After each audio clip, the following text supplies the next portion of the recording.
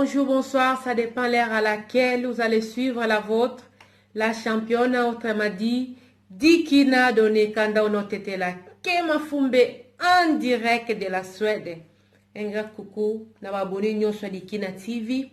Un grand coucou, ya bas nyonso yo abonné nyonso Dikina TV, yo bazwaka temps, ya pour répondre de temps en temps. Là je vois l'enfant mystique, vraiment coucou na yo, na pesi merci na Ruth Temo, na pesi merci na Yasmine, na pesi merci na Love Boy, na pesi merci na Autocook by LN Kalula, donc na pesi merci na Alain Wanga, vraiment bozé belé, Ange Mianda, bozé belé. Merci beaucoup. Pourquoi? Parce que vous n'avez pas l'idée comment vos commentaires soulagent. Vous n'avez pas l'idée comment vos commentaires fait quoi? Amènent aussi des solutions. Vous n'avez pas l'idée. Franchement, Moto Ayaka. Pambateka kuluba makambo na ye na ndenge bozo s'imaginer. Vraiment nazalaka na Londres na ekutaka ngai avec ma sœur que j'aime beaucoup, Kéliane Kongolo, madame Floji. Vraiment la personne mbote ici que vous allez, yazalaki nanga pendant au moins 3 jours. Elle a vu, comment je peux dire, ndeba jour nanga ezalaka. Ndeba téléphone kokai ko sonner, o chepele msusu songi aza koyoka. Donc vraiment pour dire kata boande ko seka soki li solo moko le msusu ozana tan ko yambawana oyoki eko sala pepe sibino mawa et BBC ambiance. Donc pour le koloba ke nzamba pambola yo yozwaka tan ya ko commenter. Pourquoi? Parce que commentaire na yo esungaka. Esungaka na ndenga malamu pe na ndenga mabe. Des fois critique pe ezalaka malamu parce que pourquoi? Parce que à chaque fois que vous acclamer pour nayo, oye ba robongisa te. Yango a ezalaka vraiment malamu même so mona mwasi na mobali ba potani, ba pesi histoire na bango, ba kozalana pona kolanda et puis ba commentaire na bango, vraiment esalaka malamu. Ta neti mona jeune fille na biso oya defaka 50 000 € pona libala. Avant va pesa lisona ba on a Dikina TV zalaki kita. Quand mobala pesi lisolo a mon ba réaction à bateau, elle a pu comprendre que ah non, mon mari ne parlait pas seulement pour parler, mon mari parlait parce que j'avais mal agi. Donc bo sunga ki liboto ko kai ko panzana, bo sali nini, bo sangisi yango. Vraiment na pesi bino merci mingi. Je sais pas comment vous remercier mais c'est juste ma façon de vous dire merci. Bozé belé so na tangi kombo na yo te, ko beta libakute ya yeza moko côté mi ozali bosa caméra et comment le la papa o mobuto atunaka olingi basa eloni ndia senga eka stylo asenga stylo pona osenga stylo te eza stressé à moko tu sais pas quoi dire mais je vous juste remercie.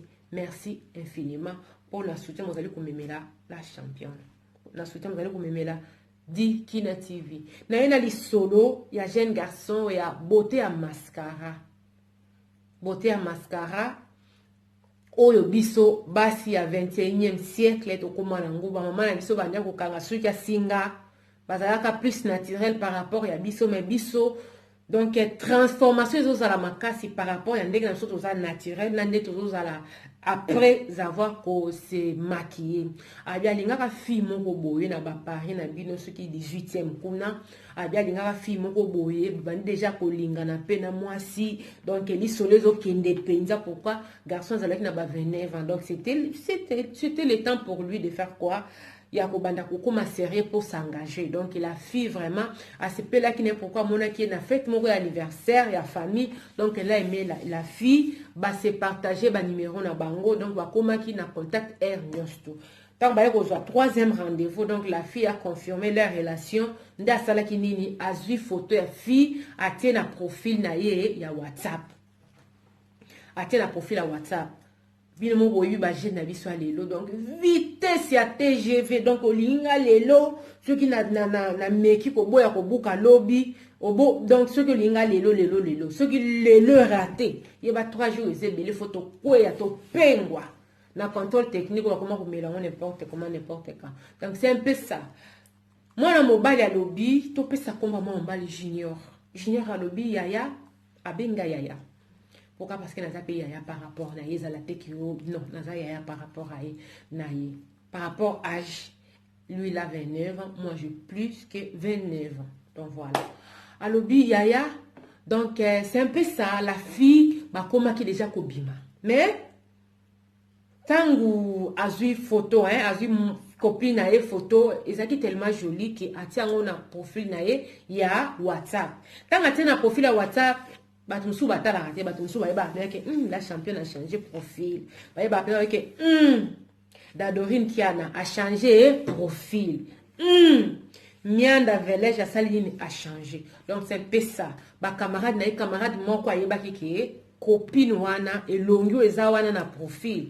Wana eza ke elongo ya mascara. Mais soko kute na petite sœur penda na fupa bwe na tongo tant akenda kosenga akenda kosomba baguette. Donc soki pendo moni au regretter. Ayebisi mon camarade Nabi Junior. Moi je connais la fille. Je connais la fille, donc elle habite presque le même quartier que moi. Donc oui, elle est même pas jolie, si je peux dire que la fille est laide. La fille est laide, donc elle n'est pas si jolie que tu crois. Donc la beauté, c'est juste sur la photo. Mais personnellement comme ça, si tu la croises le matin, quand moi j'ai l'habitude, comme j'avais l'habitude de la croiser, quand elle partait acheter les baguettes, donc les pains, les matins, donc elle était moche. Elle était moche comme moi, je te connais. Vraiment, Junior, je ne pense pas que si tu connais la fille ou bien tu la voyais sans maquillage, elle va te plaire. Je ne crois pas. À ce qui est quand elle aime ce qui moi, jalousie à mon ninga et tout, mais etika la qui.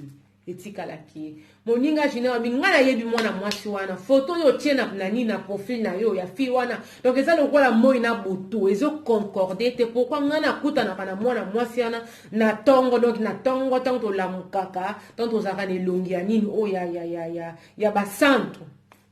Nous avons des longues bassantes, donc sans qu'on se maquille, sans qu'on pète qui ça. Donc on est tellement naturel, la fille n'est pas si jolie qui est sur la photo. On est en cas beauté à mascara, donc tant aussi tu passoli, tu bendi beauté et tout. Donc tiens la bino moi image mon ko oleka, pourquoi parce que garçon a tindelenga moi image mon kabi la championne regarde un peu pouvoir power of make-up. Donc pouvoir il y a make-up. Donc, pouvoir, il y a, comment je peux dire, il y a bilo qu'on a miso to pakola. Ndenge ko yiko sala ke mutu avant make-up, azala ki ndenge nini, après tant pa yiko pakola bi pakola, akozala ndenge nini. Ou mekano ko landa, awa, bon mona, différence, o ezali wana, nde to ya lisusu, koloba. Pourquoi, to meki ko tala, eloko wana. To landa.